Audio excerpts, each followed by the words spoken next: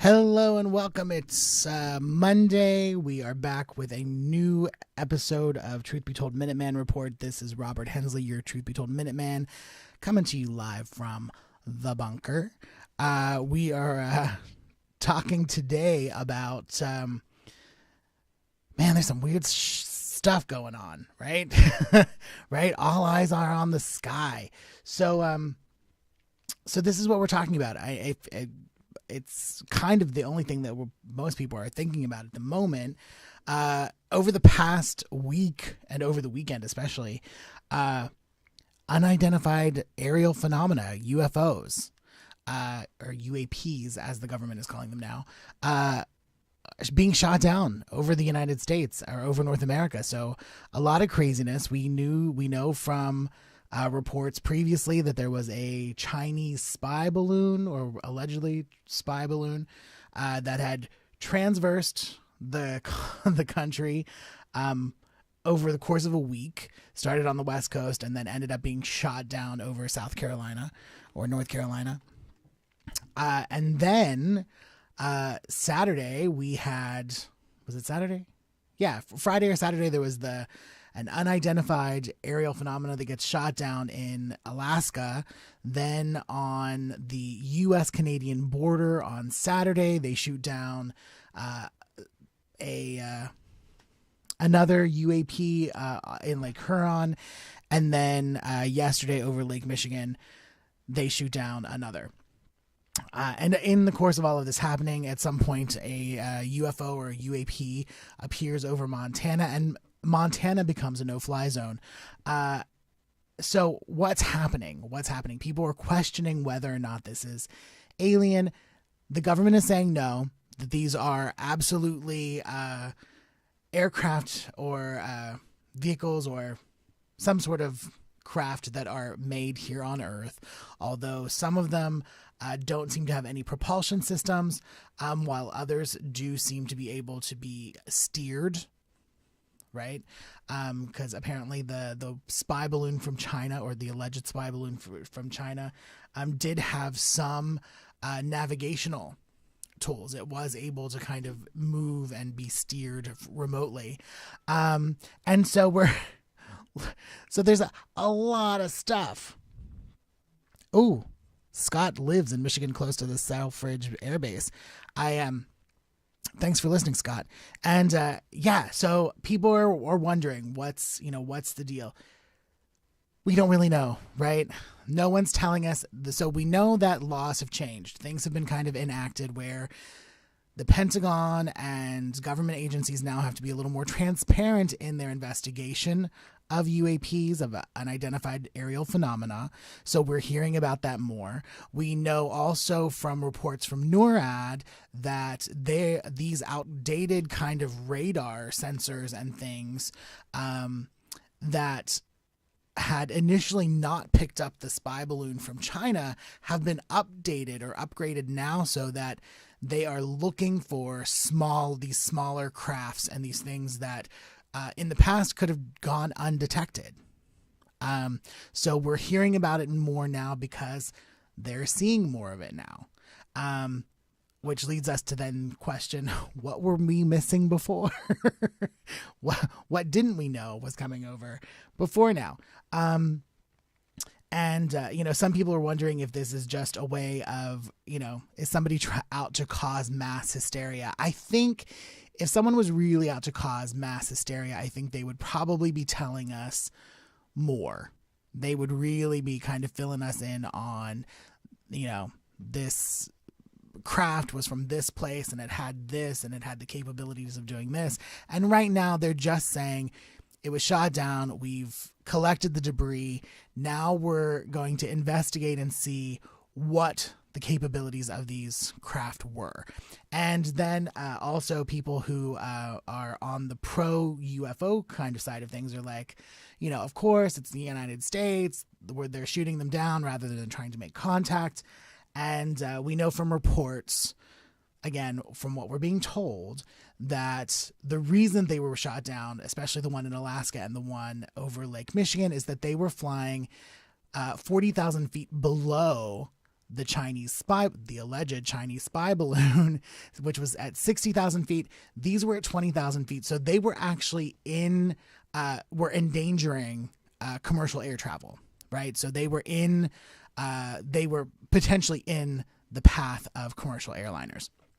So that leaves, of course, that means that there's a lot still up in the air that we don't know.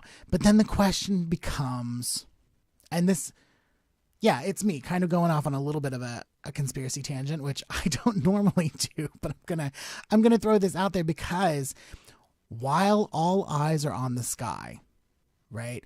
What's happening on the ground? We're spending so much time now looking and thinking about what's happening in the sky and what's being shot down and what's coming down and what's overhead that we're not really paying attention to what's happening on the ground. Like 2 train derailments, one in Ohio, one in Louisiana. We've got, another mass shooting in Florida that most people didn't hear about. We've got, all of these things. In Ohio, it's a vinyl chloride spill, or that somehow somebody has decided that they were going to burn it. So there are these noxious fumes filling this town. And people are really worried about whether or not how that's going to affect groundwater supply, air pollution, and you've got these people, these doctors coming in, and I mean, no offense, but when you see a chemical fire that's burning bright red hot on the ground and thick black, I mean, because we're not talking like gray, so like this is thick black inky smoke in the sky that's lingering, right? It's a heavy cloud. You can't tell me that you're going to go on the news and say that the air quality is coming back as negatively impacted, that this isn't impacting the air quality and that people don't have to worry about being outside their houses and breathing. So like, so it's just kind of like, okay, so, so there are these things, things like this happen where, it's a little bit of, it's kind of like watching, up close magic, sleight of hand magic. It's all distraction. So while they've got us worried about whether or not there are UFOs or spy balloons coming down in the sky, there's all kinds of shit that's happening on the ground that we're not thinking about or talking about or hearing about or paying attention to. And this is when they start putting things or passing laws and putting things into practice that we don't have a chance as the public to talk to our representatives about. We can't make a fuss and force their hand or tell them yes or no that we're into or not into a certain thing if we don't know about it. This is when they get us, right? That's my spiel. That's what I'm saying. I'm just wondering what's going to come down the pike when we realize all of a sudden, oh, that's what happened. That's what happened while we were looking at the sky. So I throw that out there to you just to question while we're thinking about, not that I'm saying that this stuff coming across the country and in our skies and endangering our airspace isn't important, because I think that it is. But, what other stuff is happening while we've been misdirected in that, So thank you so much for listening. Short form news items here on the Minuteman Report. And Scott, again, I'm so thankful that you're listening today. Thanks for joining us. And remember, truth be told, 4 times a week now for new content. Minuteman Report every Monday at 3 p.m. Pacific, 6 Eastern. Tuesday, same time. If you speak Spanish, look at La Verdad Se Habla. That is Metaphors, Truth Be Told in Spanish. It's paranormal content, just a little sexier sounding. And Wednesdays, Bonnie Burkert with Truth Be Told Transformation. That's the spiritual, metaphysical side of stuff. And of course, Tony Sweet on Fridays, 3 p.m. Pacific, 6 Eastern, with all sorts of paranormal content. And and if you get a chance, visit parapodfestival.com. That is Truth Be Told is a media partner on that. Parapod is the first all things paranormal festival that really celebrates paranormal content creators ever. And we're doing it in Santa Clarita, California. We're giving awards to Linda Moulton Howe will be receiving a Media Legend Award. Billy Carson's receiving the Paranormal Pioneer Award. We've got lectures and classes and workshops, and Patty Negri is leading people through a haunted mansion, and Ben Hansen is doing stargazing and talking about things in the sky, and then, of course, we're honoring a lot of paranormal podcasters and documentary filmmakers. It's going to be a great time. And so check out the website again, Parapod, Parapod festival.com. You can grab your tickets there. And that's March 31st and April 1st, again, in Santa Clarita, California. And if you have any questions or you want more information or there's something that you want us to look into, reach out. I'm happy to take your tips. The email address is reportminuteman@gmail.com. Again, that's reportminuteman@gmail.com. And until next week, stay true. Thanks, guys.